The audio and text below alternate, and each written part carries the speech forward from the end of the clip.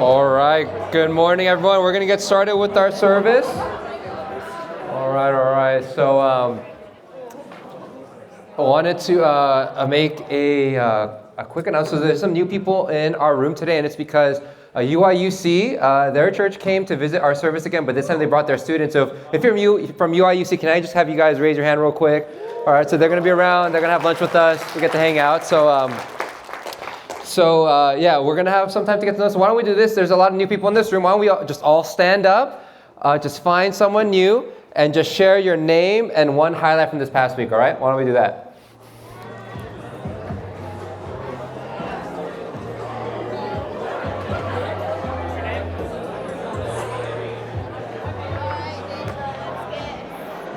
Go find some new people. Hello. Hi, Karis. Hello. Oh.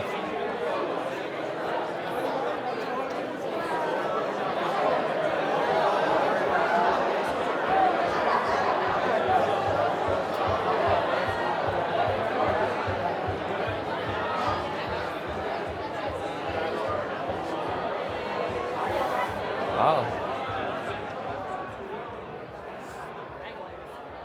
Always. Never changes.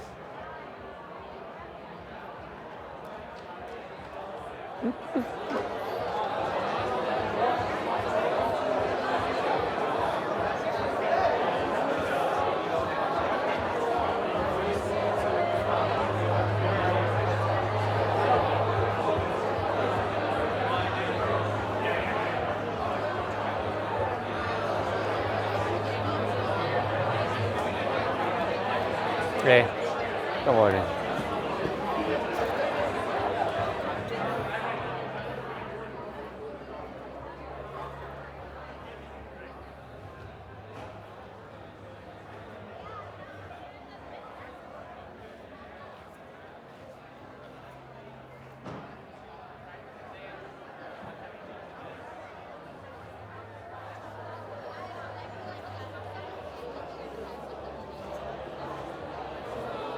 Just the door.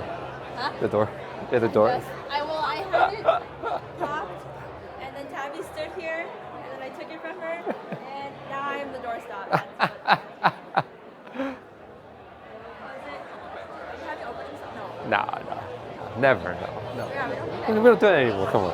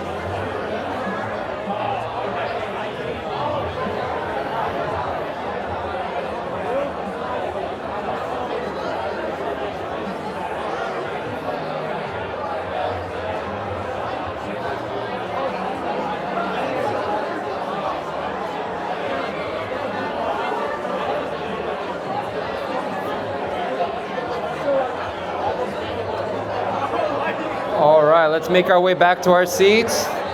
Wrap up your conversations, make your way back to your seats, and we'll get started with service.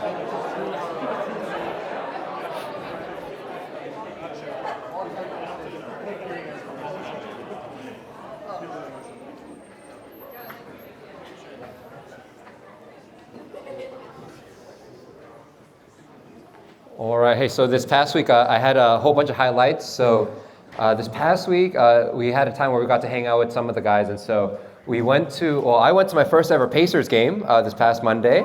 And so we went with all the staff bros. This is Isaac's first basketball game. Isaac from International, first basketball game and first Pacers game, even though he's been here for 4 years. So we introduced him to American culture in that way. It was a really fun game, except that we lost on a buzzer beater by Giannis at the very end, which I'm not going to lie, as a Lakers fan, it didn't really matter so much to me, so it was a good game. And aside from that, some of us ran the marathon yesterday. And so in Indianapolis, and it was okay, actually. It was not as bad as I thought it would be. I got a 3:50, and so then, but lest you think that's impressive, Ben cramped about like 8 miles before the finish of the race, and then Mike Kim, who's one of our BLI, he had stomach issues and was getting lightheaded and was about to pass out, but he still got 3:29 and Ben got 3:27. And so that's that. Gary got a PR, but apparently right after, so he got, I think, a 4:04, and then he went home, and then he went to bed at 4 p.m. and did not wake up until this morning at 6 a.m. All right, and so we did that. I felt really proud of myself. It said I burned 3,500 calories, but at the end of the day, I gained weight. And it's because we went to world famous Hot Boys in Indianapolis, the fried chicken place. We went bonkers there. And I have to confess, you know those strawberries that are covered in milk chocolate and white chocolate? I think it's the Trader Joe's ice cream. I think Abby brought like this big one for us to share. We had like dinner all together, and I ate the entire bag myself. And so even though I burned 5,000 calories, I think I consumed 7,000 by the end of the day. And so, but aside from that, I've been gone. So I was at Elgin this past week, and it was primarily, so Elgin is our headquarters where our church is in Chicago, near Chicago in Illinois. But me and Joshua went there, and we were just working on the TR video, which is basically a video that we make every Thanksgiving to just showcase what's been going on in our church. And it's going to be an epic video. We're going to show it next Sunday. That's the plan, even though we haven't edited a single part of it yet. It's going to be an epic video. I think it's going to be 40 to 45 minutes long. And it's going to highlight everything that's happened in every single ministry group at our church across the nation, including all our foreign mission work. And so we're trying to figure out, like, how do you capture all that? And the best way that we thought how was just to capture all the different salvation testimonies that happened across our network. And it's been neat because like hundreds and hundreds of stories have been coming in, and just a range of people that became Christian even this past fall. It's crazy. It's people that never grew up going to church. Maybe they were Sikh or Muslim background, or they grew up going to church their entire life but didn't understand it. But then they found God in the gospel here. And so I'm really excited. One crazy number I heard is, so we're going to do Filter of Hope next semester, but apparently this past semester where we did Filter of Hope, we went to 7 countries and there was 800 salvation decisions from those 7 countries. And that's just Filter of Hope, let alone like Noblemen, as well as our different ministry groups. And so even in this past fall, just in our college ministry alone, I heard there was, in just these 2 months, about 200 salvation decisions. And so I think we'll get an opportunity to hear all that. But I just thought about all that I got to experience, and I was really thankful. Like, wow, all those people, all these stories that I kind of got a preview into. And I thought maybe a good way, since it's November, is also to get into that mood of gratitude again, right? It's a practice, it's a discipline, but I think it's one that God calls us to do because, man, there's something about gratitude that it ministers to our hearts and souls every day. And so the way we're going to do it is we're going to make it into a game, okay? It's called the AZ Gratitude Game, all right? And so my wife thought about this, so we're going to do this. And so what's going to happen is in your group of 6, in your table, you're going to have to find something someone in your table is grateful for, starting with that letter in the alphabet, from A through Z, all right? And it's going to be time boxed. And the first group that finishes it, I have 6 Starbucks gift cards in my hand for you to get. And okay, and we're going to audit this. So if you randomly put like zebra, all right? There's no way I'm going to accept that answer. It has to at least make sense in your context, okay? So you guys ready? You guys ready? All right. No, you're not ready. You're not ready. Okay. All right. You guys ready? All right. You guys have your pen? You have to write it all down because we're going to audit it. We're going to audit it, and if it don't make sense, I'm going to give it to the next group, okay? Are you guys ready? All right. Ready? 5, 4, 3, 2, 1, go.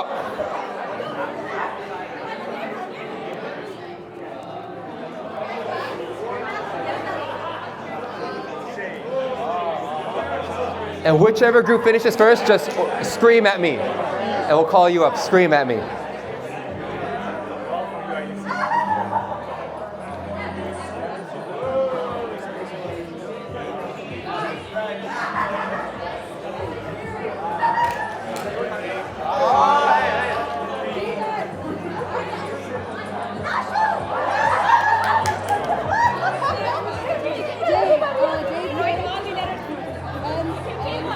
Holy Spirit.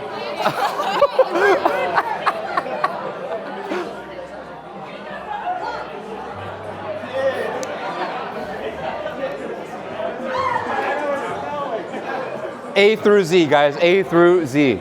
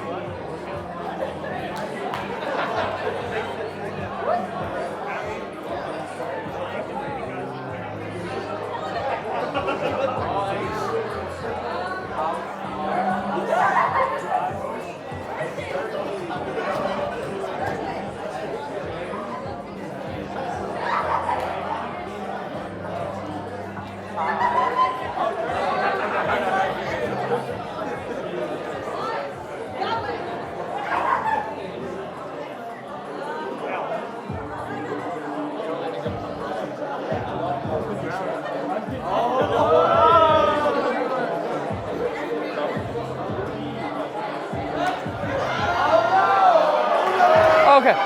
Wait. It was right. I think it was right there, right? It was Matt's group. All right.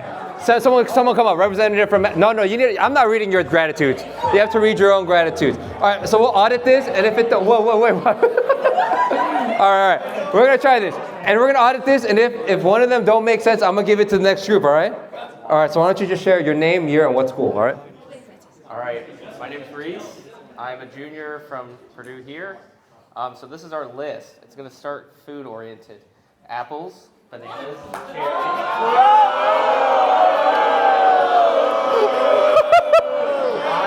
I really like fruit. What can I say? Dogs, eating, family, God. Heaven. Indiana. Yeah. Jesus. Kicks, as in your shoes. Love. Matt or mom, either one. Nature, optimism, presence, a queen-size bed. Reese, I'm thankful for me. Seth, teamwork, understanding, verses of the Bible. Winter, xylophone. Xylophone. I'm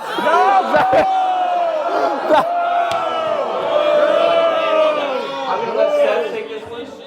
You're a musician. We have a musician at the table. He does. Yams. That was Matt's decision, so I'll let Matt back himself up on that one. And then zippers. Zippers. Zippers. I am thankful for zippers. It's true. Yeah. Okay. That's what I got. Apples, bananas, cherries were a little sus. Okay. So I'll give it to you next. Come on. Okay. I'll give it a try. But if it's, and I'll have you. All right. And if it's, I'm gonna choose the best of this three. All right. But apples, bananas, and cherries already. But thank God for zippers, guys. And xylophones, I guess. Xylophones. All right. Name, year, school. Philip, sophomore. I'm from Purdue.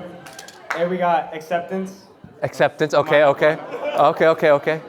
B, we got bread. Did you say bread? Yeah. Why is that better than apples? Anyway, continue. C, we got church and Christianity. Oh, church and Christianity. Wow. Okay. For D, we got dogs. E, we got everyone in this room.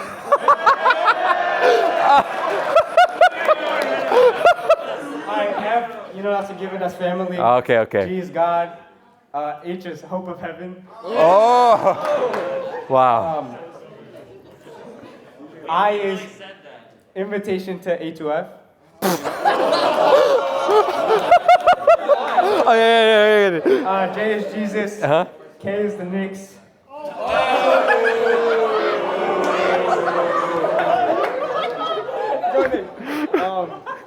L is life.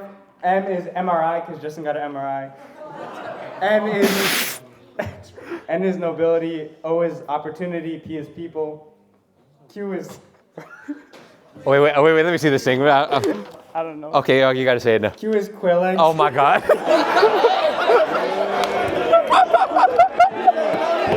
That meant the quail eggs?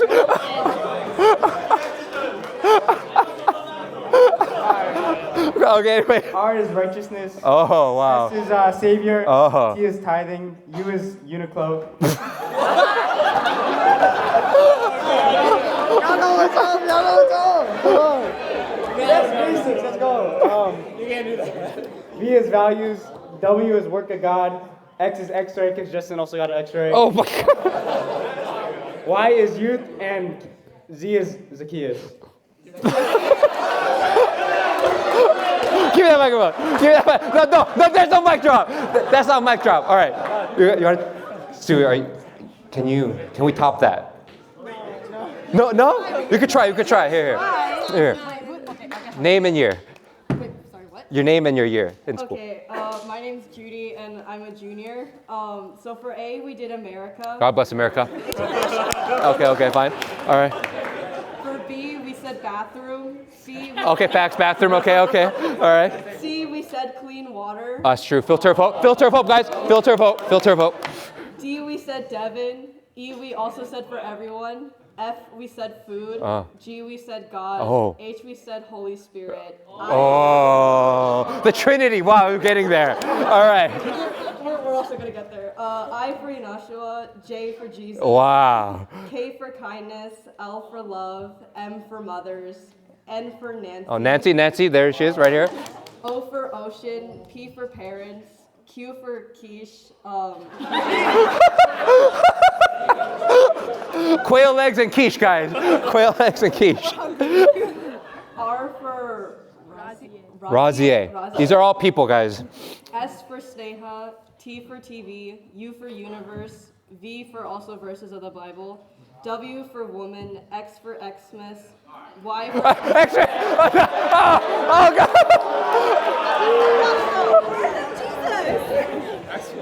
Y for Yahweh. And Oh, Yahweh. And Z for zeal. Zeal. Oh, wow. Okay. I'm going to base it off the Z's. Reese, what was your Z again? Zipper. I forgot. You're right. Wait, what was your Z again? Zacchaeus. Zacchaeus? Zeal. It's gotta be zeal. Okay, the spiritual side of me says it should be zeal. But the practical side of me says it should be zippers. And I'm not sure. But because we're at church, I'll give it a zeal, okay? I'll give it a zeal. Okay, fine. Oh, here it is. All right. It's only $5 each, which should be enough for half a drink, okay?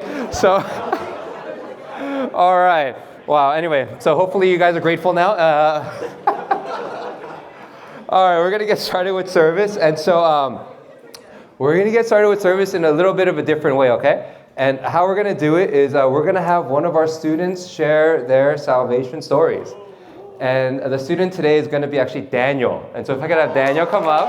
He is a senior at Purdue, one of our student leaders. Also the guy that does all our room reservations and is solid at that. And he is, if you don't know what this is, I don't know what it is either, acoustic engineering major. But we'll give it to Daniel. He's going to share his story with us. So if you could just give him an applause just to encourage him. He's really nervous. You look good, Daniel. You look good. Yeah, you look good. There you go. Here you go. All right. Thank you very much, DJ. So yeah, like you said, my name is Daniel, for all of you who don't know me. And this is my story of how I came to follow Jesus. So I was born to Korean parents who recently immigrated to the US, and they raised me in the church. So growing up, I attended all the regular church events, like youth group meetings, school, and I thought I was like a regular Christian person. And I also attended youth retreats, and it was actually one night in one of these retreats when I heard about the seriousness of my sin, the consequence of hell, and God's offer of salvation from it. So I prayed that God would save me, and I felt like I made an important decision. So after that, I tried to spend more time reading the Bible and thinking more about God to try to understand Him. But this initial attachment to spending time with God eventually dissolved, and my life overall didn't show any lasting change. Additionally, as time passed from middle school to high school, my relationship with my parents became hollow. My inability to speak Korean and their busy schedules often caused a lot of communication issues between us. And it became so frustrating that I preferred not to speak much to them at all. And over time, I felt like I could never fully express myself to them because I didn't believe that they would understand my perspective. And I became more distant, became colder to them, and became more self-centered. At school, my friendships were also shallow, as my prioritization of academic diligence overshadowed any desire to invest in socializing and building meaningful relationships. So as a result, my ability to socialize suffered immensely, and I found myself unable to relate with anyone beyond whatever happened at school. In my pride also, I looked down on others for valuing their time with their friends and judged them for the gossip, the attention that they gave to their social dramas. But as problematic as their relationships might have been, where I stood was not really any better. With no one to spend time with outside of school, no one to confide in, and no one to care for in church and even within my own family, I was utterly alone. I was aware enough to recognize this terrible situation. And I was aware that as a Christian, God should have been the source of peace and hope. But I did not understand why I could not find any meaning in His Word, why He seemed silent, or how I could solve my loneliness. It seemed hopeless to change. I didn't know any other way to live. And so to provide myself with a fleeting sense of comfort, I spent countless hours distracting myself with digital entertainment. Watching YouTube became an addiction I didn't recognize was an addiction, and it ruined my ability to focus while I watched while doing homework, and wasting my time as I did almost nothing with any of my spare time. And it caused me to forget about my life and my surroundings as I began to care mostly about keeping up with these channels that I followed. And in such a distracted state, I didn't do anything that truly mattered, and days, weeks, months, years passed as my loneliness only worsened. It was the worst in my junior year of high school. That loneliness had resulted in restricting my emotions to primarily fear, anger, depression, stress, and amusement from the entertainment that I consumed. I couldn't feel love toward anyone, not my friends or my family, and I realized that I couldn't even understand what the concept of love was. And so my life felt empty, gray, and purposeless, and I considered that it would mean nothing to the world if I suddenly disappeared. But in the beginning of my senior year, I was exposed to Christian apologetics, the rational defense of Christianity. And it led me to accept that as hard to believe as Christianity might seem at times, it does have logical roots. And there was one night in winter of my senior year when there was a one-day youth retreat hosted by my church. And it was at that retreat that I had a sudden realization. During a time of prayer at the end of the night, my youth pastor told us to remember how much God loves us. And maybe it was because that I learned that there was reasonable evidence for the existence of God and the reliability of the Bible. But whatever it was, I began to seriously consider what it meant to be loved by God for the first time in my life. And I realized that I was so full of sin, that I had abandoned my parents despite living in their house. But because I was their son, they still loved me. And although I was one of billions of humans who have ever lived and had no notable accomplishments to my name, and had pursued a life of meaninglessness, God still possessed an incomprehensible love for me, because according to the Bible, He came to earth as Jesus Christ and died to take the punishment of my sin, so I could have the opportunity to have an eternal life with Him instead of suffering in hell. I had abandoned my Creator, just as I had abandoned my parents, but He chose to die for me. And the question that rung around in my head was why? Why would He do this? I had done nothing to deserve anything. Why would anyone love me? But even though I couldn't understand this completely, tears still streamed out of my eyes. I simply repeated gratitude toward God in prayer. After that night, however, though I had realized what God had done for me, I still didn't understand the implications fully for my life. And my habits and relationships really change much. I knew that something was missing, and God still seemed distant. If I claimed, at least to myself, to be devoted to God as a Christian, did life of isolation prove that? I was afraid to confront this question, but it lingered in the back of my mind until I left home and I came here to Purdue. Searching for a church, I found a2f Fellowship, and it was at this church that I heard messages that forced this question to come back. They pointed toward the Bible's emphasis on how Christian life is lived out, such as through confessing the truth of my sin to God, repenting from it, and loving other people selflessly. And as I saw my life, I saw that I didn't do this, and it caused me to question whether I really had a genuine relationship with God.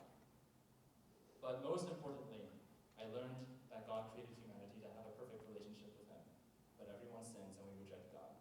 The consequence of that sin is separation from God, and therefore death. But Jesus, God in the flesh, lived a perfect life here on earth. He was killed on the cross, and His death paid for the punishment of sin. He resurrected and promises that anyone who believes in Him and commits their whole life to Him can enter into that relationship with God again and receive forgiveness of sin and life in heaven forever. That was the message of the gospel. When I carefully thought about what the gospel implied, that lingering question about my life of isolation came to the front of my mind, bringing other more serious questions to the surface as well. So I faced that choice to enter that relationship with God by acknowledging His supreme authority over my entire life. Even through a simple prayer, I could make that choice, not to prove to myself the legitimacy of my Christian life and absolve any guilt that I felt, but to genuinely adopt that purpose for which I was made. However, if I chose to fully surrender my life to God, then that would mean I would give up the power to decide how I desired to live, and that was instinctively a very difficult decision. But on the other hand, looking back to where that power in my control led my life, I had to admit to using it foolishly and destructively. If I could trust that God is good, then I could trust that the life that was given to Him would follow a far better path. And so realizing this founded my most significant response to the gospel.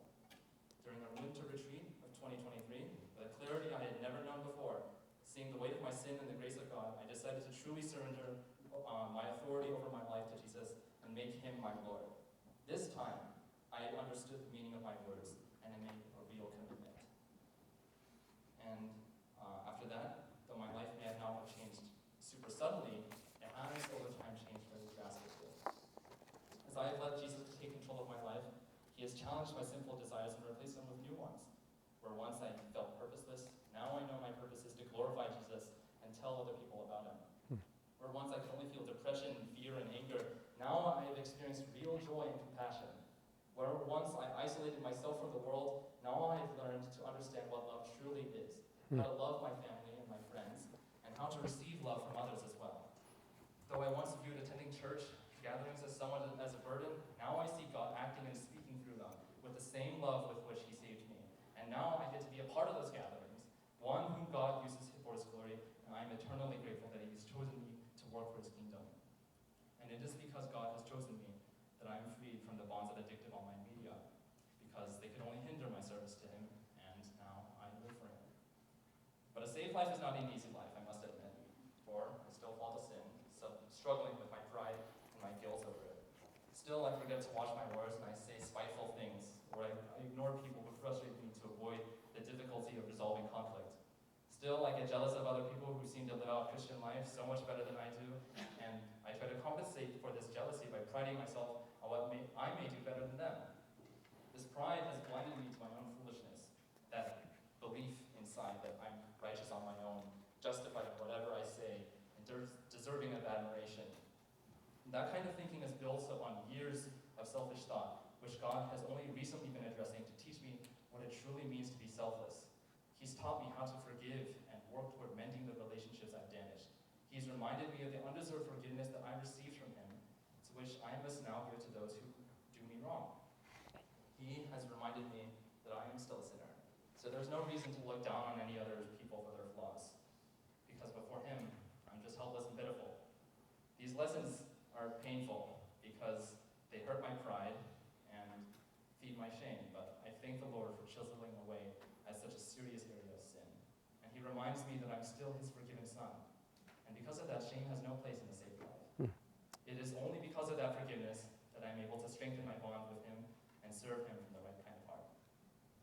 So serving God undoubtedly provides spiritual fulfillment like nothing else in life. Choosing to go on mission trips like Fields of Hope, helping prepare for outreach events, and telling other people about Jesus and do so from a stance of humility has grown a kindness, compassion, and joy that I had never known before. And it's only because of God's power that I've been able to experience this. It's just a hint of how life in heaven is going to be as well.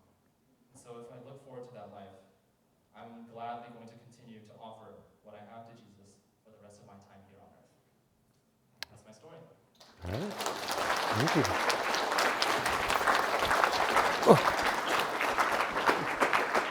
All right. Thank you, Daniel. Hey, why don't we just do this? Why don't we just share what part of Daniel's story impacted us or we could resonate with, and then we'll gather back together.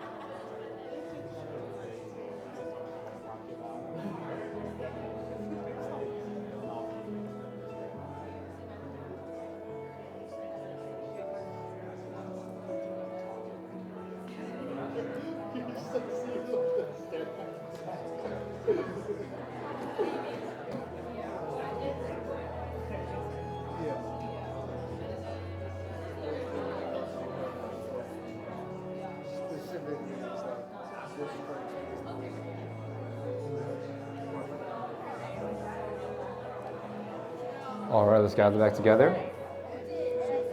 All right. So I know it wasn't enough time, but there's a lot in Daniel's story, and I wish I could comment on it more, but I think the thing that I want to highlight for today's purposes is what does it look like to be on a journey of belief? Like, how does belief or faith grow? Because it seems like such an amorphous thing. So then, like, what does it look like to grow in your belief? What does it look like to act on your belief? Like, that entire dynamic is something that I wanted to tackle in today's text, because it's such an interesting story. And so, I was thinking about this, and then I was thinking a lot about baseball recently, and I promise you, it's not to talk about the Dodgers, okay? And so I've been thinking a lot about baseball. I mean, because it was a World Series, and it was an amazing World Series, but also because my son JJ, he's been playing baseball recently, and actually Brian and Ethan are taking him to play baseball more, and so he's getting into it. But then I think it's just like, it's incredible like how athletes are able to hit these 95 mile per hour fastballs. So it wasn't even back when I was in high school, I think the average fastball speed was about like 89. But then now in 2025, it's gone to about 95, and it's pretty regular that like pitchers can hit 100. But random factoid, does anyone know how fast the fastest recorded fastball is? Get it, Bill. 106, yes. 106, and it is not recently. It is actually back in like 2000 by this guy right here, Aroldis Chapman.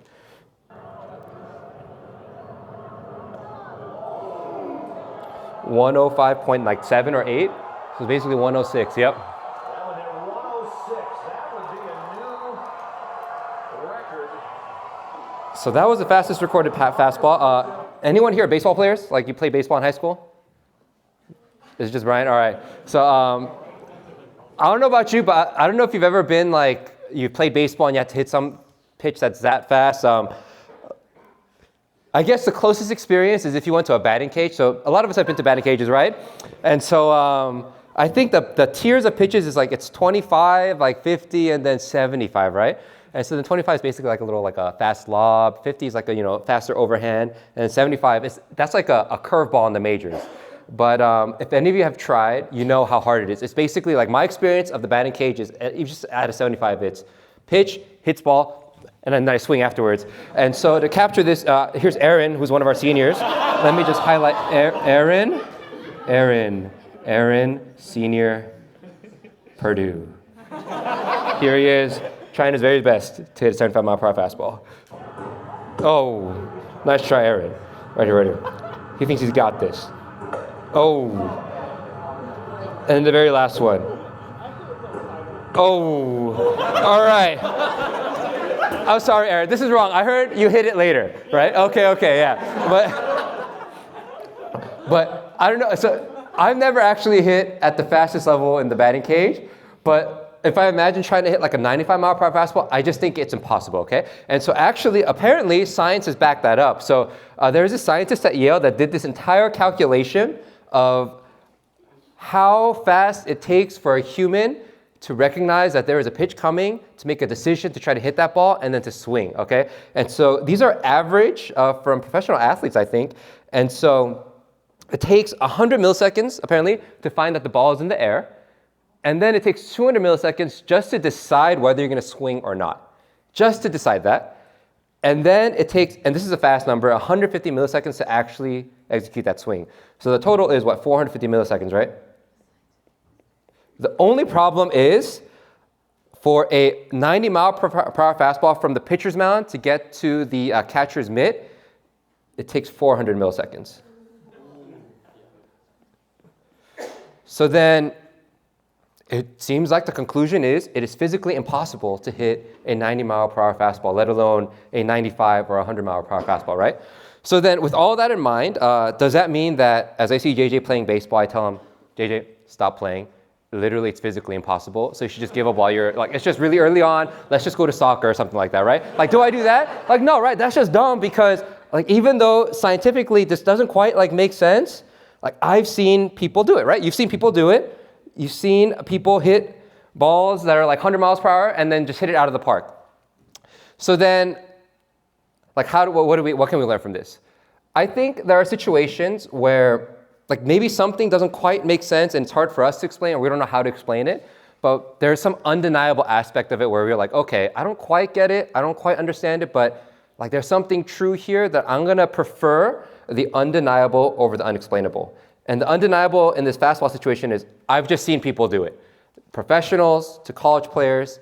Maybe not high school because you don't throw that fast, but then professionals, college players, I've seen people do it. People can do it. And so I'm going to prefer the undeniable over the unexplainable, even though I can't quite explain this mystery, right? In other words, I'm just going to act based on what I know for sure. And the stuff that I'm not sure about, I'm sure it'll kind of sort itself out later. Maybe. I don't know. We'll see. But at least to prefer the undeniable over the unexplainable. Now, I want you to keep this in mind because the story that we're going to cover, it's really going to cover this interesting dynamic of belief and this idea of undeniable versus unexplainable. And we're going to read a long story. It's one long narrative found in John chapter 9, and most of our time is going to be spent reading that story and getting into it and coming up with our own lessons about what belief, and on the flip side, what unbelief looks like, okay? And so what I'm going to do is I'm going to give you guys an extended time to read that text. And I want you to just share first, note and share anything interesting or any questions you might have. And then on the back of your handout, there's actually just a chart. Because there's a lot of characters, a lot of different things going on, and that chart's going to help you kind of organize all of that. And so use that chart to kind of guide your thinking. And then I want you to come up with a one-sentence summary of what belief looks like or lessons about belief from our text today. Sounds good? So I'll give you guys about 15 minutes to do that, and then we'll gather back together. I'll share a couple thoughts and then wrap up our service.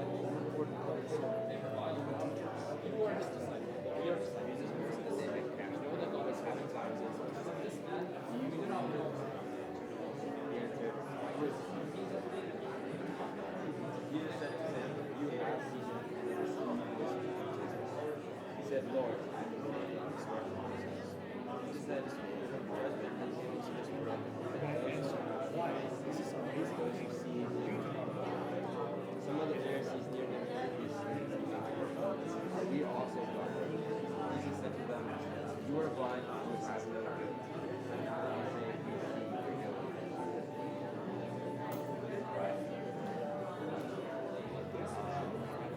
Before we fell off the chart.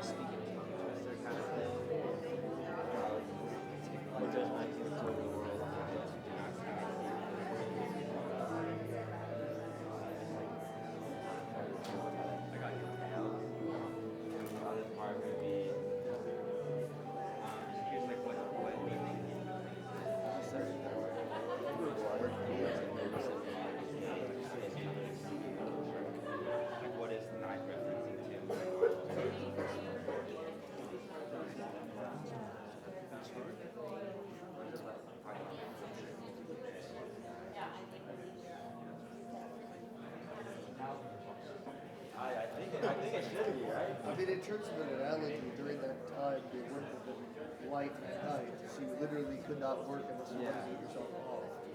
Yeah. It would have been outrageously dangerous to work in the dark. Any sort of tool. Find light of like candles, firelight. What do you guys think about his system? Daytime you can't work. We say that while he's there, he's going to work. Once he dies, he's no longer able to do such works. He says, as long as I am in the world, I am the light of the world. And so we must work the works of him who sent me while it is day, that is coming. As long as I am in the world, I am the light of the world. So as long as he's in the world, he's the light of the world, and it is day, right? And if you remove the light of the world from the world, then what does it become? Night. But does that mean that no one can work right now? Yeah. But what if it's the spirit? Why would he say nice stuff?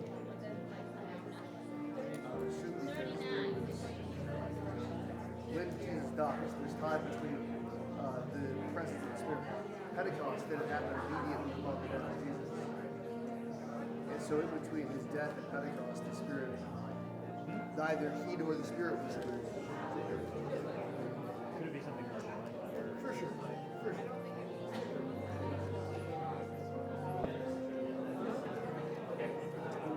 Just the immediate statement that he is going to happen. Suggest that he's there specifically. It can't be done. That is done.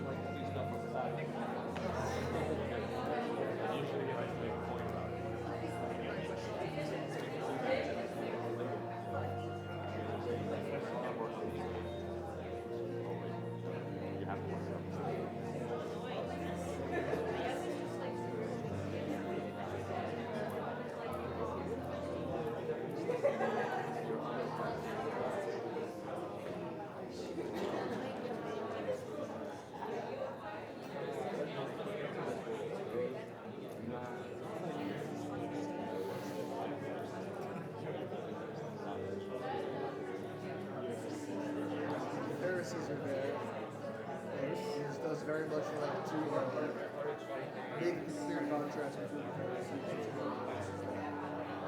so this is suggesting that the Pharisees are those who would see or good are they claim they can see ones who claim to say be able to discern what is true, what is false, what is right, what is wrong. But Jesus said, you're really blinding yourself to the truth. And the people who are blind and ignorant of what finds the truth. They didn't read the sinners because they couldn't, or at least from the perspective of the Pharisees, should not be able to see right. They're going to be have their eyes open. And even says, when the Pharisees respond, they say, "Oh, you also blind, right?" And it says, "If you were blind, you have no guilt." But now that you say we see your guilt remains, so he's saying, if you accept it, that like in your pride, you're saying that you know what's right. I can see it. Because of that, you condemn yourself. But if you admit in your ignorance, and you didn't pretend to know what the word is, pretend to know what right is, then you will be able to attain something. All right, let's gather back together. All right. I'm sorry, I know that wasn't like that much time, and it is an incredible amount of verses. And so you can talk about it during lunch. Anyway, so I'm just gonna jump into it, all right? So I think there's a lot that could be said about this passage, and I wish I could, but I'm just gonna kind of jump into it and kind of jump around different places. And I think the theme that I want to kind of framework how we're going to cover this text is there's like these snapshots and then these pitfalls of what unbelief looks like or where people can get stuck. And then there is a model of what a progression of belief looks like. Okay, and clearly that's a blind man. So we'll start with some of the pitfalls. And the first group that we meet are these neighbors, right? These neighbors and those who had seen him before as a beggar were saying, is this not the man who used to sit and beg? Some said, it is he. Others said, no, but he is like him. He kept saying, I am the man. And so I don't know. I think one thing I was noting is how incredibly modern this is because we think, oh, people back in Jesus' days, they just must have been a lot more ignorant and a lot more like willing to believe like supernatural stuff. But then immediately it's so not the case because the neighbors, they're doubtful. They're so doubtful. They're skeptical. And they try to give an alternative explanation versus giving weight to what was seemingly the miraculous that happened. And their explanation is so funny because it's basically, it's not him. It must be some random dude that looks like him. It must be a twin. Maybe it's him, but he has amnesia and he's totally forgetting or something like that. It's just, that can't be him. And I just thought about how like this is so true in our world today. So if you capture kind of the pitfall they fall into is, here's a guy, clearly it seems like this is a guy who used to sit and beg and was blind, but he's not blind anymore. But then they're kind of, I guess their counter argument is something to the effect of, it could be the case. It could be the case that what? This is not him. And they produce this counter argument or this counter explanation, if you think about it, which is completely baseless and has no evidence. Now, I thought about this in our world today, and I think this is true when it comes to like faith claims, that God exists, that Jesus resurrected. I think there's a lot out there that says, oh, no, that's not true. Like Jesus, he's just a legend, or God doesn't exist. There's stuff like the oscillating universe theory or the whatever theory, right? And just the presence of a counter argument that says it could be the case that this is the explanation could seem really like daunting or can seem really like, whoa, I didn't know that. But actually, if you dig in just a little bit into some of the counter explanations, it's just as baseless as these guys' counter explanation to this miracle. I mean, even Jesus' resurrection, there is one theory which is Jesus had a twin brother, which is, are you serious? Like, that's crazy. If you just dug in a little bit, you realize that's not the case at all. And so I think there's something threatening and illegitimate, but actually, if you dig into some of the evidence of those counter arguments, you find that they're actually really baseless. There's no evidence to it. And that Christianity, the Christian faith has proven to be intellectually sound and solid. And it's actually only grown more and more so during the years. Now, so that's the neighbors, right? It could be the case. Now, I want to move on to the Pharisees, because basically the neighbors, they bring him to the Pharisees, and these guys are supposed to be like the experts, I guess, of miracles and stuff like that. And so then they bring this blind man to the Pharisees, and they question him. And he said, yeah, in Jesus, he made mud, anointed my eyes. He said, go to the wash, and I went and washed, and I received my sight. Then he asked, where is he? It's interesting. So the blind man initially starts off with this response, I don't know. And then this Pharisees, they give this whole thing about like Sabbath day, okay? This Sabbath day thing.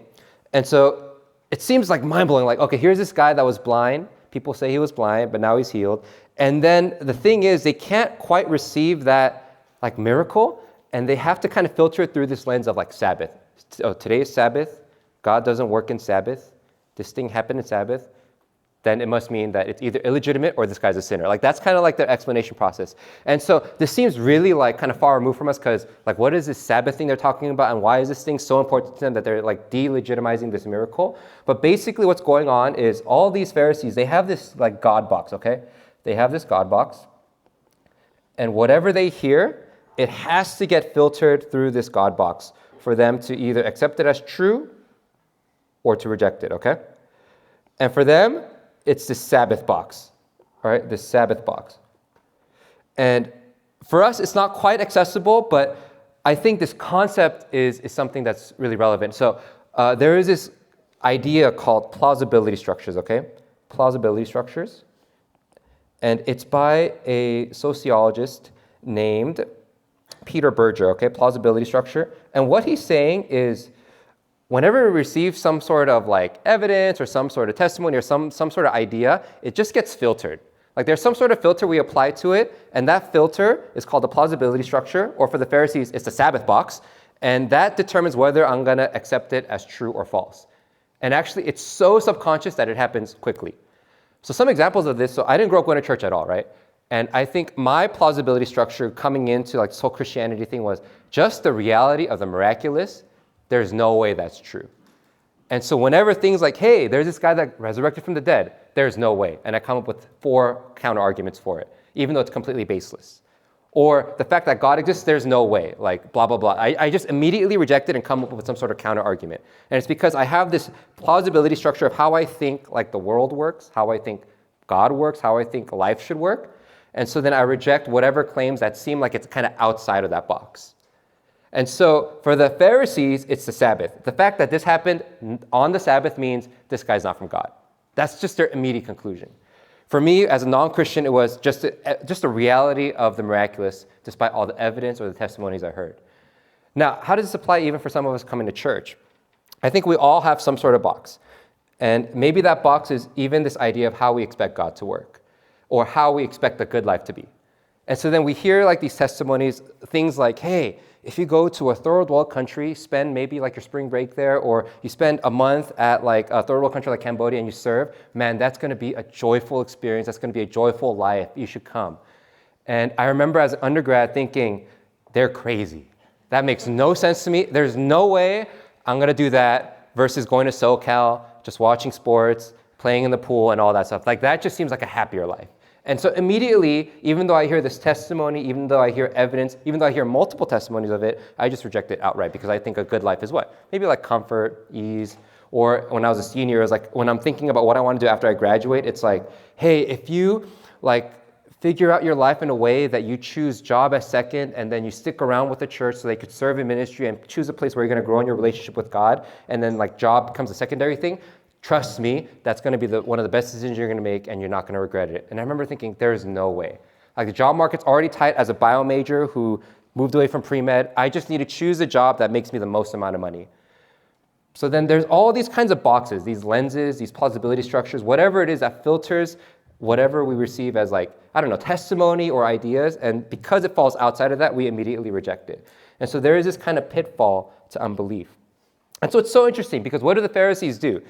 They receive the same testimony again and again and again, and they keep on asking the same question again and again and again, which is, what happened?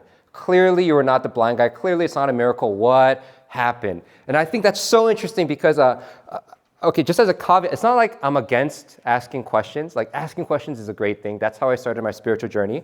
But I think there comes a point where you just need to decide whether you're going to consider the answer that was given to you. And because the reality is there is an unending amount of questions that you can ask. And to capture this, there is this tallest man analogy, okay? There's this tallest man analogy. And I've seen this happen many, many years in ministry where basically, this is a really morbid analogy, but basically if there's a tall man and then you eliminate him, right? You eliminate this tall man. What happens? This guy becomes the tallest man, right? And then you eliminate him, and then you eliminate him, and you eliminate him, and then you're left with, I don't know how this got scaled, but the shortest person, right? So how does this even relate to belief, right? And so I've seen this happen where I think all of us, we come into church, maybe church is a new thing, we all have questions, like, how do I know this thing is true? And they're all legitimate questions. And then if you ask a mentor or ask a friend, chances are you'll probably receive some sort of answer that's pretty adequate, like some sort of response, some sort of apologetics thing that like Daniel talked about. It's like, wow, this is so true. But the thing is, what I've seen happen is, okay, maybe this tallest issue that I have, like, does God exist? That gets dealt with. But it's not like that was the only question I had. I have many others. And so then I go through this experience where I ask this question, and then I ask this question, and then I ask this question, and I ask this question. And at a certain point, you would think, okay, you have enough response, or you have enough answers to probably make a decision on this. But then, for whatever reason, maybe it's this God boxing that it just makes it hard for you to commit to something that calls something like, hey, you got to give your life to this. And it's like, whoa, I don't want to do that. So then you just keep on going to the next question. And what I've seen happen is there's people who get stuck on a question they never had to begin with. And they just get stuck there. And they just keep on going to the smallest question until it's just like this little minuscule thing. And then at this point, it's like, come on, dude, you know enough. You know enough. And so I've seen people fall into that kind of pitfall, and I fall into that pitfall. And to be honest, it was all a smokescreen for me. It's not like I really cared about that question. And as a confessional, that question for me was, could it be that we're all in the matrix? Super dumb, right? But it could be the case, right? So I remember going down that far, but really it was all a smokescreen because I just didn't want to consider the claims of Christianity and its implication in my life. Like, that was just a reality. And so I just was brought back to my story, and I basically fell into every single one of these pitfalls, right? God box, it could be the case, tallest man analogy. So then the question is, like, how do we break free from this? What is the way out of this cycle? And I want to hearken it back to that thing that we talked about in baseball, right? Maybe it starts with considering what you do know versus what you don't know. Considering the answers that you've received already versus the ones you haven't. Or considering what's undeniable versus what's unexplainable. Because there is a whole plethora of things that could remain unexplainable to you. And we get that picture from the blind man. And this guy, his story arc is incredible, right? Because he starts out with, like, this is his story arc. It starts with, I don't know. I have no idea. Like, I don't know where he went. I just know it's this guy named Jesus, and he did this slightly weird thing with the pool and the mud and all that stuff, but I'm healed. I don't know, but I am the guy. Like, I'm the guy. I was blind. Like, I don't know, but that's what happened. To when he gets questioned, and then his very nice parents throw him under the bus and all that stuff. That all happens, right? But he gets questioned. Eventually, he realizes, okay, this guy, he had the miraculous power to heal me.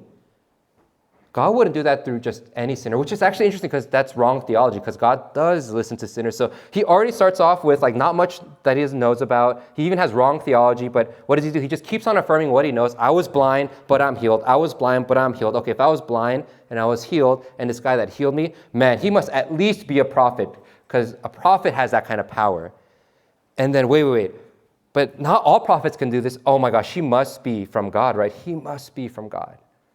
Like, he comes to this experience of self-discovery, greater conviction, greater belief, and it ends with this most amazing thing in verse 38. After he gets kicked out, man, Lord, I believe. He sees Jesus, I believe. I believe. And so, what did he do?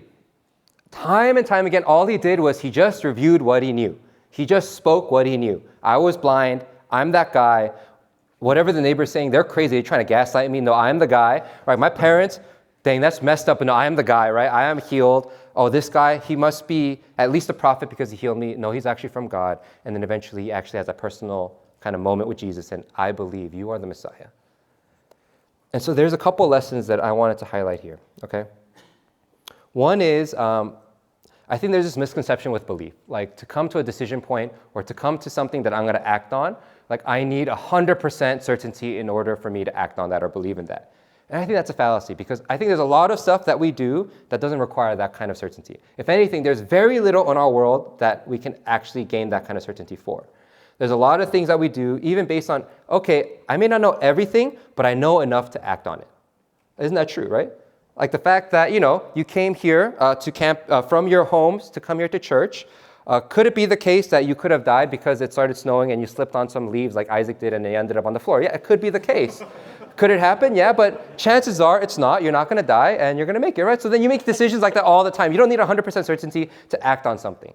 I think that's just true. But why is it the case that Christianity has to be different? I understand it because the implications are huge, but there are a lot of things that we believe and act on even though we don't have 100% certainty. And it's because we know enough. Now, I just want to encourage you. I think Christianity could be one of those things. It should be one of those things. Do you know enough? I think you know enough.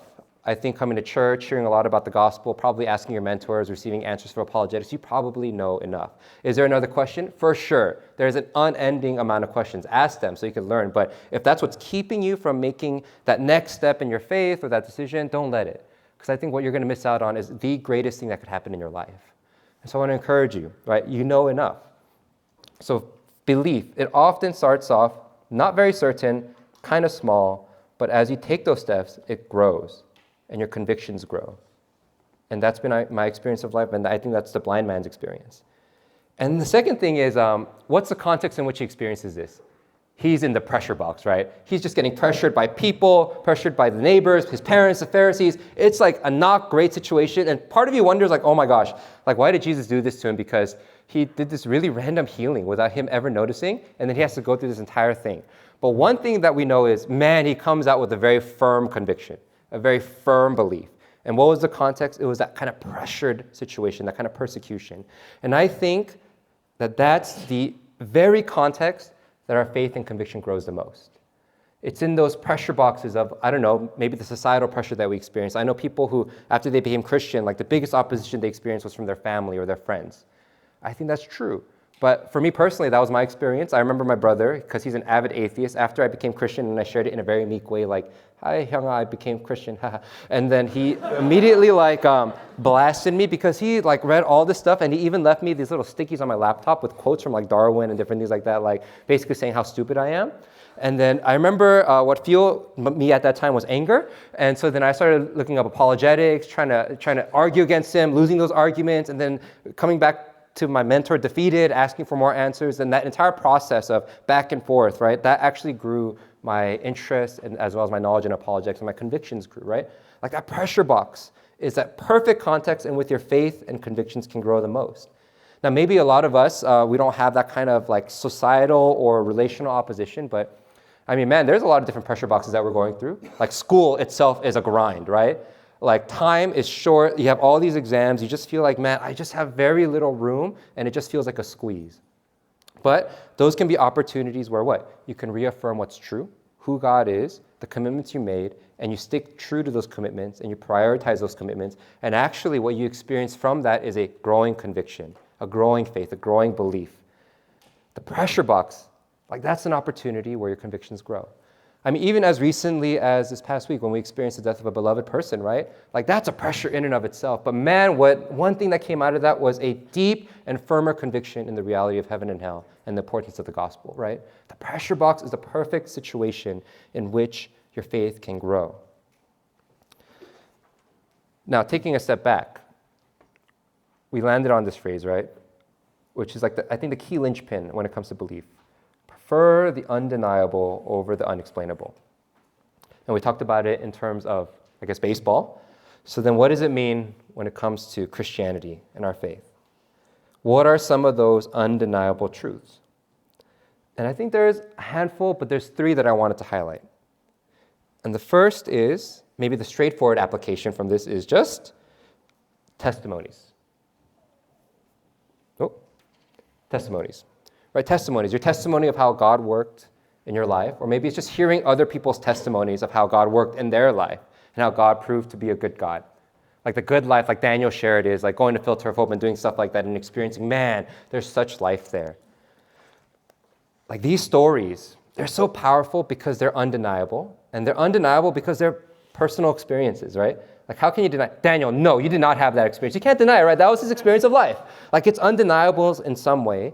And it turns something that seems so unexplainable, which is how can a Palestinian Jew 2,000 years ago transform life and lead to great joy? That doesn't make any sense. I don't think I think it's hard for me to even explain it, right? But then it does. It happens. You hear it in a story like Daniel's. You hear it in a story like your friends or the mentors here. It just happens again and again and again. And these testimonies, they're undeniable. Like testimonies, right? Another thing is, I think, our longing for meaning. And I don't think I have to talk much about it. I think all of us, we know we want something deeper in life, something more meaningful. And that's a personal experience that we see inside of our hearts. Like that's undeniable. And the third one is actually, I think if we thought about it, it's so true, is the brokenness of sin. Like I think our experience of life, of our world, like we know, this should not be the way it's supposed to be. Like there's something wrong with it. When we look inside, we know something's wrong. And I think that often comes in the form of what Daniel talked about, like shame, guilt, insecurity. Like there's something not right with me. And the Bible calls that the brokenness of sin. And this is undeniable because, again, it's personal. It's inside each and every one of us. And if we look a little bit deeper, we could see the truth of it. And I would say that maybe this is the best place to start, because this is the thing that Jesus came to solve. He wants to talk about the most personal aspect of your life, the aspect that you'd find really uncomfortable even talking with your closest friend about. But Jesus wants to start the conversation there. Like he wants to talk about that. What can be more personal than that? And because it's so personal, I think it's also immediately accessible, because it's in our thoughts, our minds, our hearts, and that's undeniable. These are some of our undeniables, right? Now, as a Christian, there's so much more. There's truth about who God is in the scripture, truths we've experienced in our own stories, truths that we've experienced in other people's stories, that God is a good shepherd, that God loves us, that God wants the best life for us.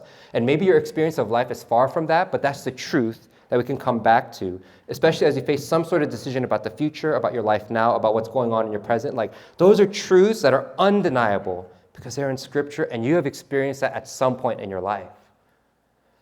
So my exhortation to you is, I don't know what you're going through. Maybe Christianity is this thing that's new and you're just trying to figure it out. Or you've been around, you've asked questions and you heard a lot. Or you've grown up going to church and you heard a lot about God. There's a lot of things that are undeniable. Things you've heard, things you know. Allow that to be what you base and decide and act on versus the unexplainable, versus that which is uncertain.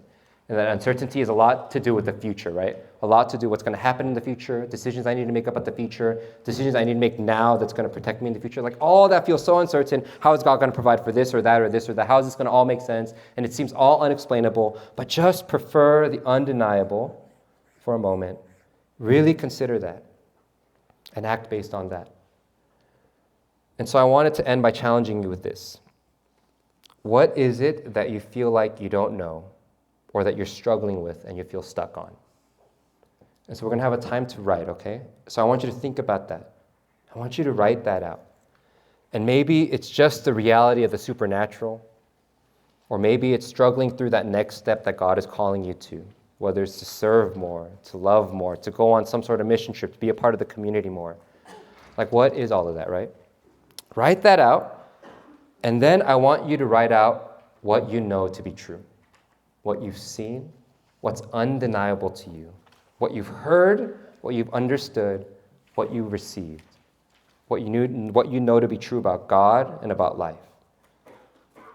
And after that, I want you to write a prayer. God, this is what I know to be true.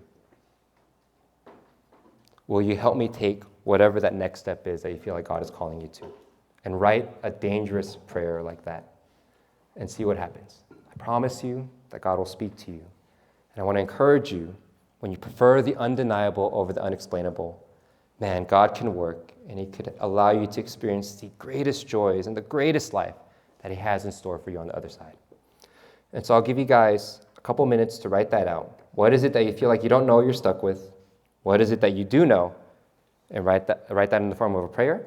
And then I want us to have an opportunity where we could pair up, just share that prayer and pray for each other, and then we'll wrap up with the closing song.